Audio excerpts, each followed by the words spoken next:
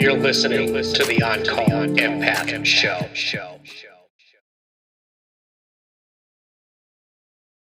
All right, guys, we are back for another episode of the On Call Empath, but this one is a very different one. This one is the Elite Coaches series, and basically, the next guest is is an empath, but has a lot of background knowledge in empaths and HSPs.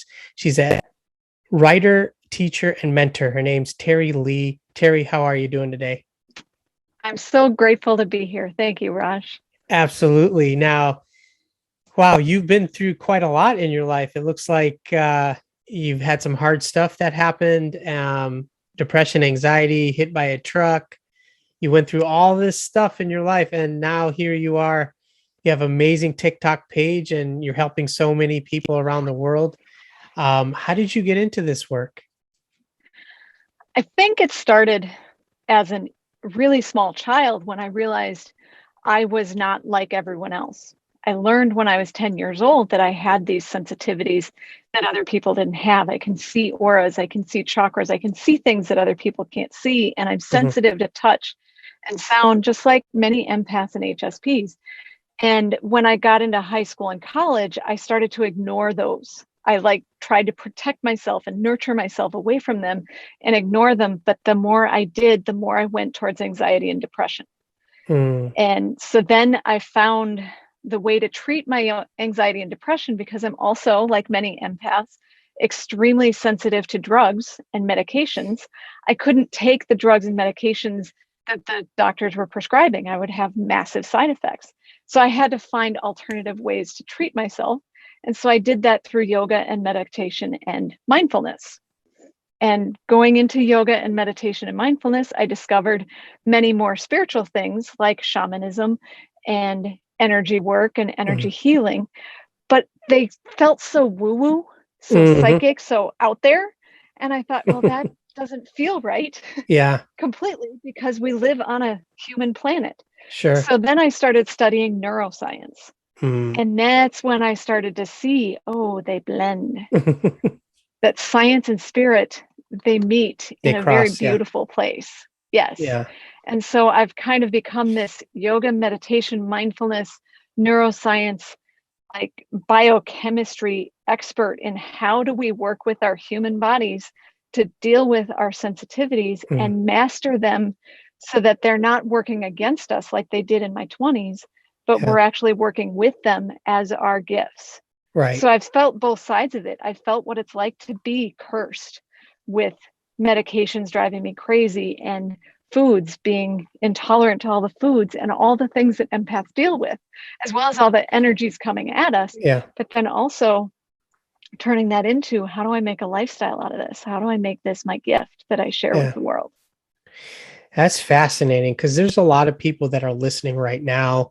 They're not even sure if they're empaths, but you were born an empath, correct? How did you kind of get to a point where you're like, okay, I'm an empath, and you knew it, like, and there was no questions? I didn't know what the term was until probably into my 30s. But I knew when I was 10 years old, when my dad and mom had sort of a midlife crisis and started going to spiritual awareness classes and intuitive development classes, that I had this sensitive skill that other people didn't have, because they'd come back from those classes and say, people can have auras and they can see them. And I'm like, yeah, Dad, yours is blue. It's like, you can see that? Oh my God, let's foster that skill. Right. And then I went on to college and ignoring it and got depressed because of it. But I learned when I was 10, 11, 12, 13, working with my parents, that this is different. This is not like the average person. Yeah. So, yeah, I mean, that's one of the things, empaths, they have these gifts, and sometimes we run away from them, but we can use them to our advantage. And like you mentioned, energy. So I want to kind of revolve around that. Is, you talk about energy and science, and the spirit. Can you kind of talk to us a little bit about, how that all works, like from a scientific standpoint? Because it's like fascinating stuff. It is. And I'm a high school, I spent 10 years as a high school teacher, so I'm very much a teacher.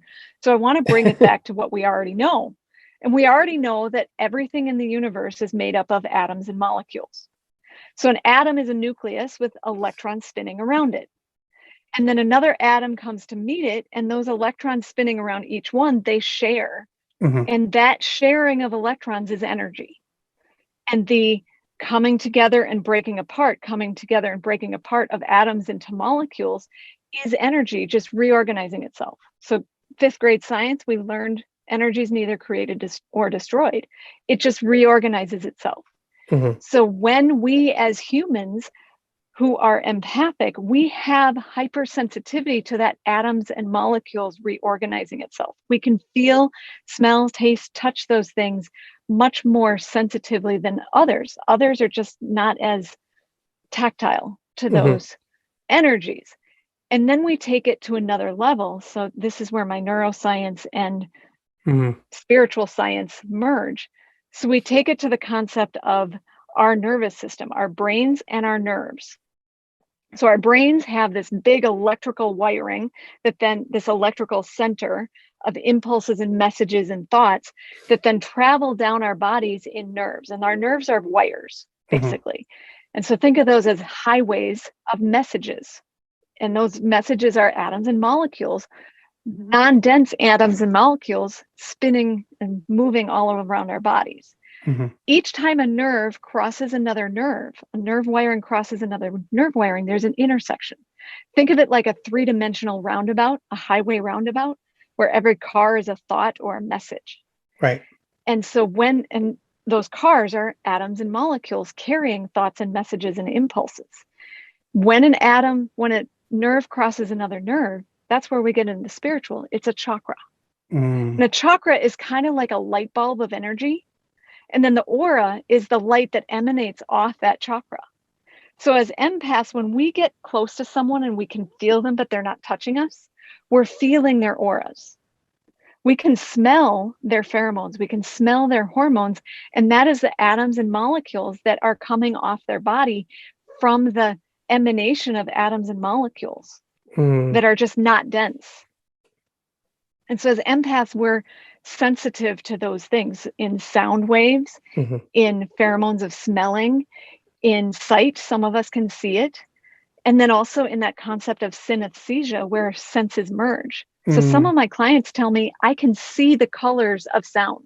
Like they listen to music and they see colors. Wow. I don't have that kind of skill, but we do have these gifts. Yeah. And they feel like curses. Yeah. Like as a curse when I wake up in the middle of the night and I can smell the dog poop 3 rooms away. And I can't go back to sleep until I go clean up that dog poop. That's annoying. But at the same time, it's a skill that I'm going to wake up and I'm not going to go step in it. Yeah. Because I can smell it. I can feel it before I get to it.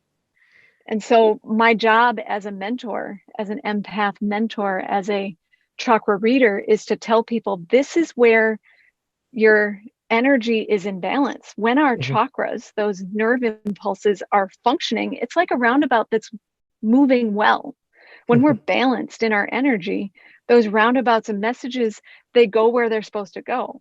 But if things get conglomerated or traffic jammed or not moving fast enough or moving too fast, then we get out of balance. And when we as empaths get triggered too quickly by impulses, things go a little frayed. Our nerves get frayed. And that nerve frayed energy is not processing the messages well enough. Yeah. And we can balance that by energetically, spiritually balancing our chakras. And the way to do that is through breath and body movement and mindful intention. Because our mindful intention affirmations are the thoughts and messages, but we need them to move effectively through our bodies. So posture and movement helps move them through our bodies. And the breath pushes that message even more clearly, because oxygen is what all those electrical impulses that get pushed forward through with.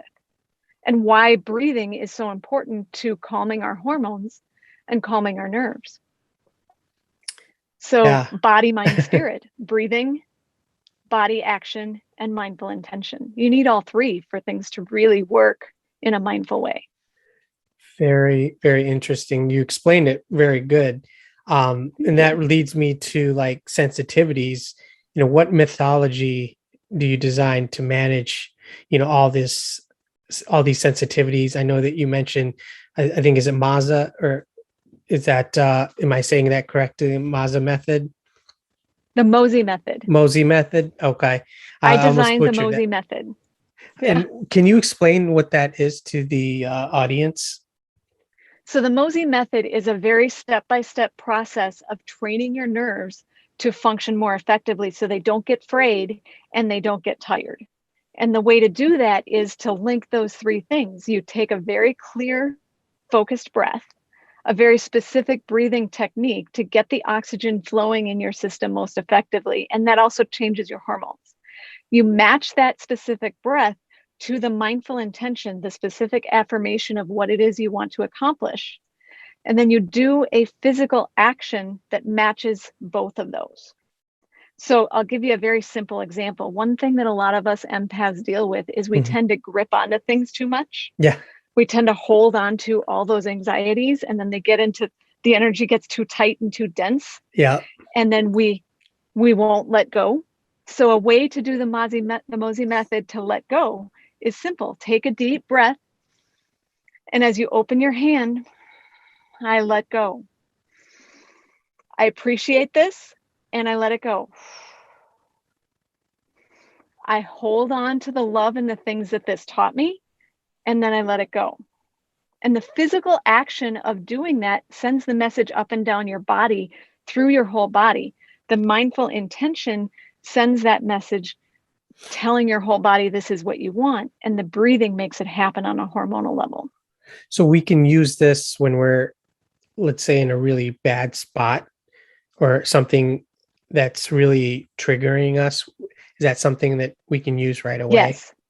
The MOZI Method is designed in a way that you can do these exercises anywhere, anytime in your whole day. The catch is you have to train your brain and your nervous system to do it when you don't need it, so that it becomes a pattern and a habit, so that when something does get triggered, you're thinking to do it and it's more practiced and your body's ready to do it, and to flip that switch in yourself. Yeah. So you practice it dozens of times a day when you don't need it, to make it a pattern and a habit, to build in those grooves in your nerves so that the messages run smoothly and quickly, so that when you are triggered, you can do it and it releases instantly. Right.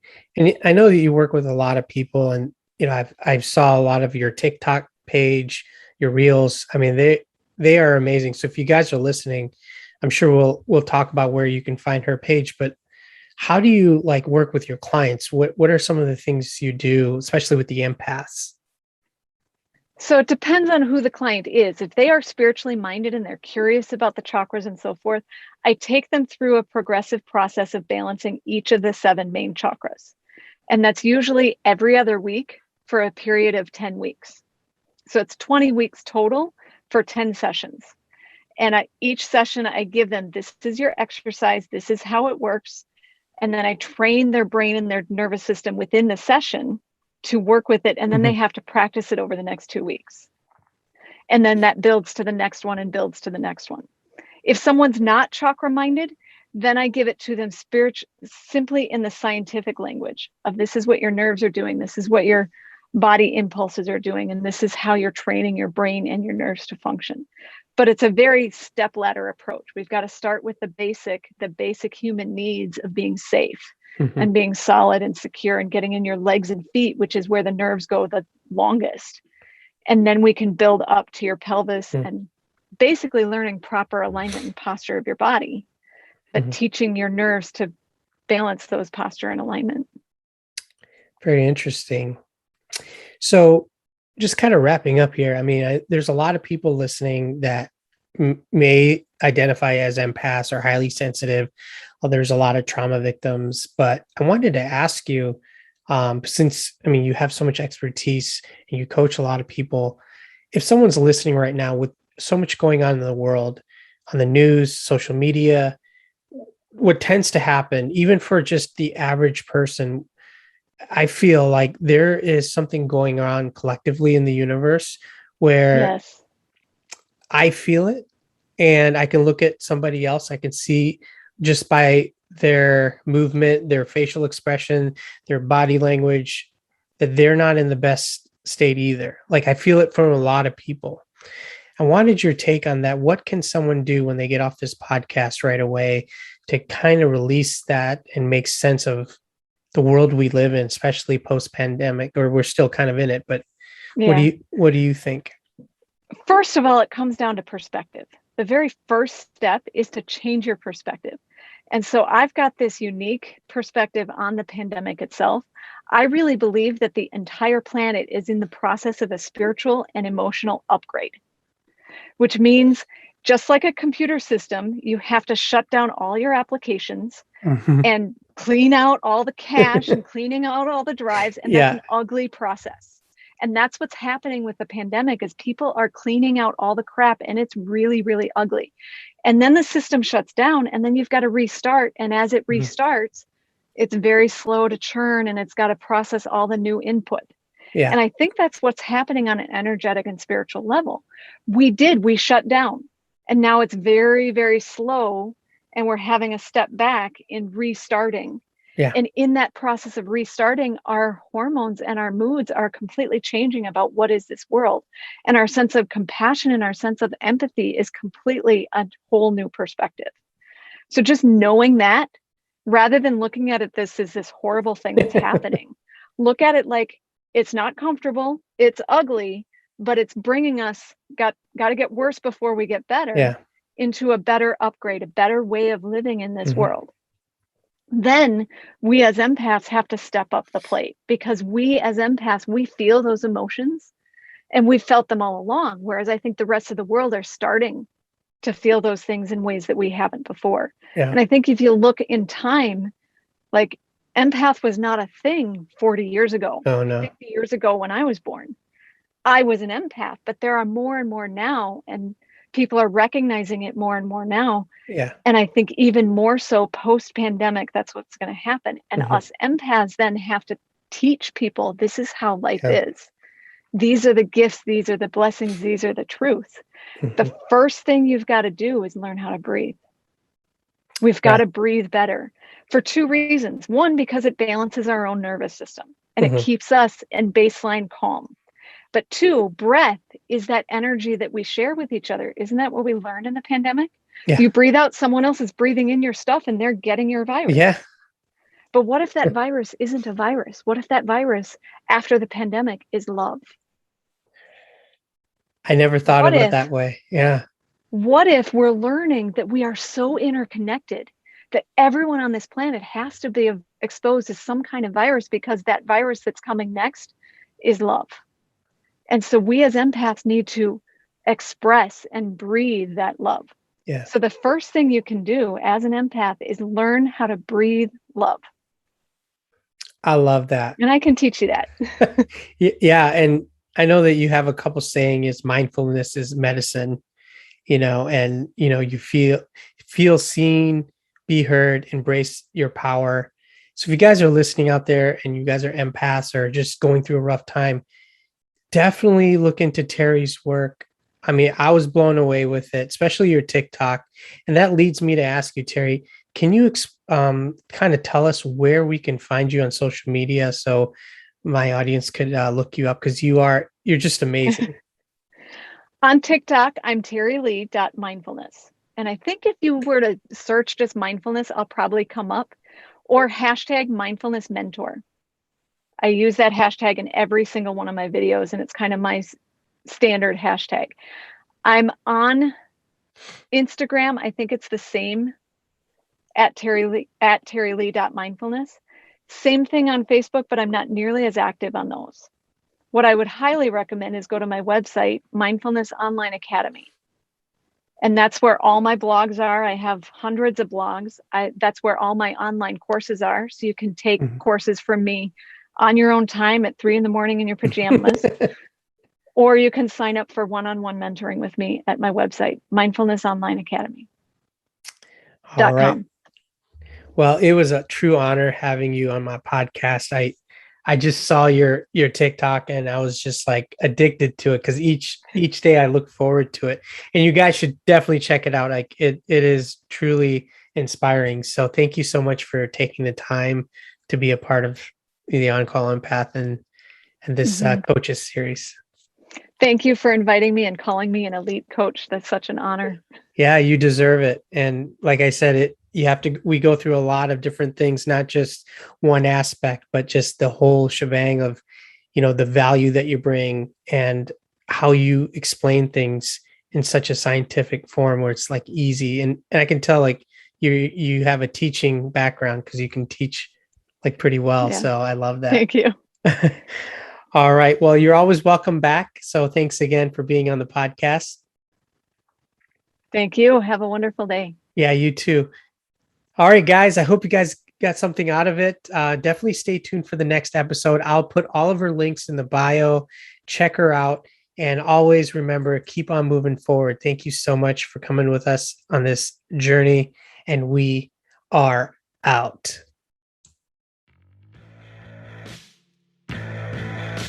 You're listening to the On-Call Empath.